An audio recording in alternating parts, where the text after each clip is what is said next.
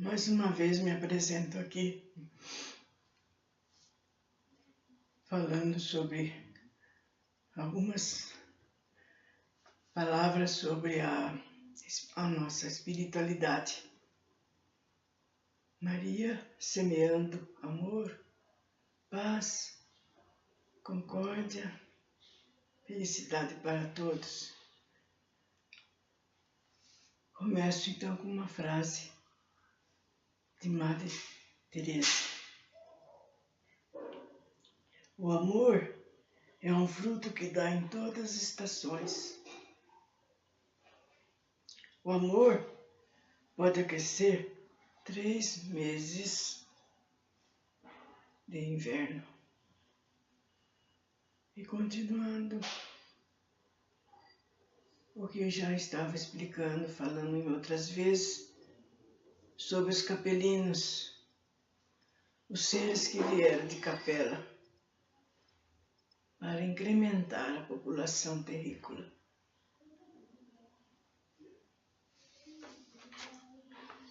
Os capelinos, pois, que já estavam reunidos, como vimos no etéreo terrestre, aguardando o momento preciso para começarem a reencarnar nos grupos selecionados no Planalto Pamir, que se apresentaram melhores condições biológicas e etnográficas. A terra estava corrompida. Diante da face do Senhor, encheu-se de violência, porque toda a carne não estava como se pode dizer, deteriorada, e o seu caminho sobre a terra toda. Assim, pois, a experiência punitiva dos capelinos do ponto de vista moral malograra, porque eles, ao invés de sanear o ambiente planetário, elevando-se a nível mais alto, de acordo com o maior entendimento espiritual que possuíam, ao contrário, concorreram para generalizar as paixões inferiores, saturando o mundo de maldade e com o agravante de arrastarem na corrupção os infelizes habitantes primitivos, ignorantes, ingênuos, cuja tutela e aperfeiçoamento lhes coubera como tarefa redentora. E assim, então, havendo-se esgotado a tolerância divina, isto tudo segundo a lei universal da justiça, sobreviveram as medidas reparadoras para que a terra fosse purificada e os espíritos culposos recolhessem em sua própria consciência os dolorosos frutos dos seus desvarios. Em consequência, o vasto continente da Lemúria, núcleo central da terceira raça, afundou-se na água, levando consigo milhões de seres rudes, vingativos, egoístas, animalizados. A Lemúria desapareceu 700.000 anos antes do alvorecer da idade terciária. Como diz Emmanuel, com o auxílio desses espíritos degradados naquelas eras remotíssimas, as falanges do Cristo esperavam ainda as últimas experiências sobre os fluidos renovadores da vida, aperfeiçoando os caracteres biológicos da raça humana. Formaram assim no planalto do Pamir, no centro da Ásia, núcleos desses novos tipos que em seguida foram impelidos para o sul através da Pérsia, da Caldeia, Palestina e depois no Egito. E por todos esses lugares foram surgindo novas civilizações e novas raças humanas. Extinta dessa forma, em sua grande massa, a terceira raça habitante do Oriente. Levantou-se então, no Ocidente, o campo da nova civilização. Com o incremento das reencarnações dos exilados na grande Atlântida, o habitat da quarta raça, onde prepostos e cristos já haviam antecipadamente preparado o terreno para esses novos surtos de vida planetária. Assim, pois, deslocava-se para essa nova região o progresso do mundo, enquanto os remanescentes da terceira raça, inclusive os tipos primitivos, continuariam a renascer nos pontos retardados de todo o globo que não pudesse acompanhar a marcha evolutiva da Terra como até hoje pode-se verificar, e da mesma maneira como se sucedeu em outras partes na Atlântida.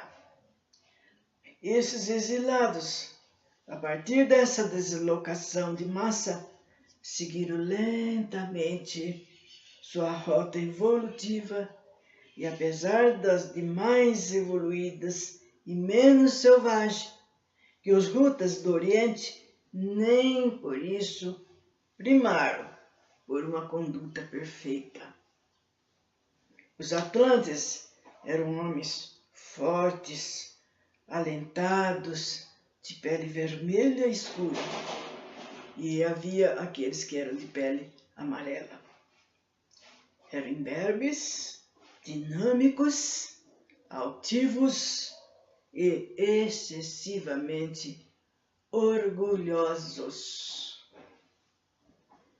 Desde que se estabeleceram como povos constituídos neste vasto continente, iniciaram a construção de um poderoso império onde, sem demora, predominaram a rivalidade intestina e as ambições mais desmedidas de poderio e dominação.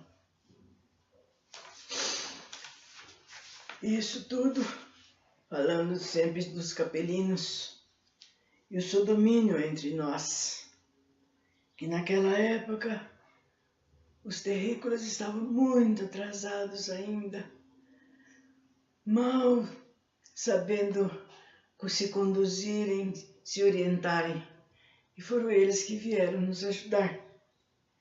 E por outro lado, desenvolveram faculdades notáveis para sua época, passaram a aplicar no serviço dessas ambições inglórias, no serviço de tal forma que se desenvolveram para suas dissensões, que foi preciso vários missionários mandados do alto para intervir no sentido de harmonizar e dar diretrizes mais justas e construtivas às suas atividades sociais.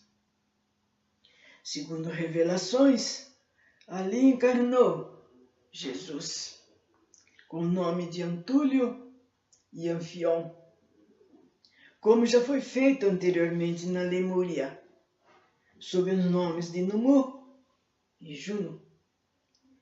e como mais tarde faria na Índia, como Krishna e Buda, e finalmente na Palestina como Jesus. Quanto às entidades que Jesus teve, essa de Antúlio, quem estiver interessado pode procurar o livro Perdoo-te, de Amália Domingos Soler. Esse livro conta a passagem de sete encarnações de uma mulher, sendo mulher, e numa dessas Antúlio faz parte. E mais para frente, na Palestina, como Jesus, aonde ele se encontra com Maria Madalena, que ele já conhecia de outras encarnações. Então é muito bonito o livro e é muito elucidativo. E fora esse livro, caso um queira, tem um livro dela mesmo, que é Memórias do Padre Germano, que também é muito bom. Bom, porém, falando dos capelinos, triunfaram as forças inferiores a tal ponto que se generalizaram os desentendimentos entre os diferentes povos. Impôs-se a providência da separação das grandes massas humanas. Lavrou-se entre eles, então, terrível corrupção psíquica, que, como consequência, ocorreu novo e tremendo cataclisma, igual aconteceu com a Lemúria. A Atlântida também submergiu. O ciclo atlanteano foi o termo extremo da materialidade.